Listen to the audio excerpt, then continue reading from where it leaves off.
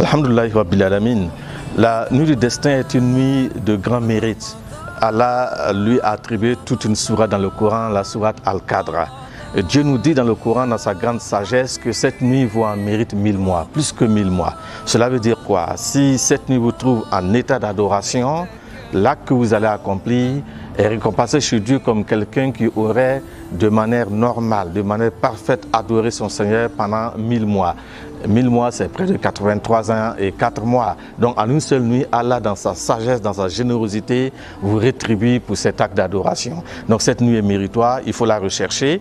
Et parmi les activités à mettre en œuvre dans cette nuit, il y a d'abord la lecture du Coran, parce que c'est dans cette nuit que le Coran a été révélé. Donc c'est la nuit anniversaire de la révélation du Coran. Donc, le croyant va lire abondamment le Coran, il va faire des actes de générosité, d'aumône, il va demander pardon à travers le stick.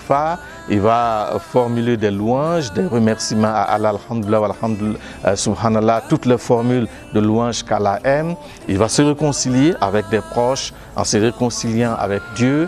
Il va également faire beaucoup d'invocations parce qu'au cours de cette nuit, les invocations sont extrêmement exaucées. Donc voici un certain nombre d'activités que le croyant est amené, exhorté à accomplir pour avoir le mérite de cette nuit-là. Et cette nuit est située dans les 10 dernières nuits du mois de Ramadan et dans les nuits impaires. Pourquoi il y a cette exhortation à la recherche de la nuit impaire?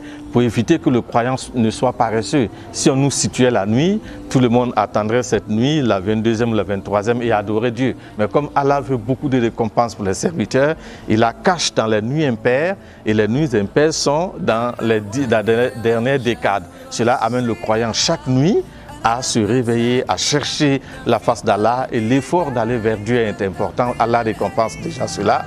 Et ensuite, l'obtention de Laylatul Qadr est une grâce pour le croyant. Imaginez si dans votre vie vous avez 10, 15, 20 fois eu le Laylatul Qadr, c'est une grâce divine. Donc il faut exhorter les croyants à serrer la ceinture, comme on le dit dans le hadith, à se réveiller, à réveiller ses proches pour qu'au cours de ces dernières nuits-là, nous puissions foncer à la recherche de la quête divine pour avoir et la grâce et la miséricorde, parce que le hadith nous dit, celui qui aura passé cette nuit à l'adoration verra ses péchés pardonnés et la grâce d'Allah incommensurable sur lui, qu'à la face que nous obtenons la nuit de Laylatul Qadr, Inch'Allah.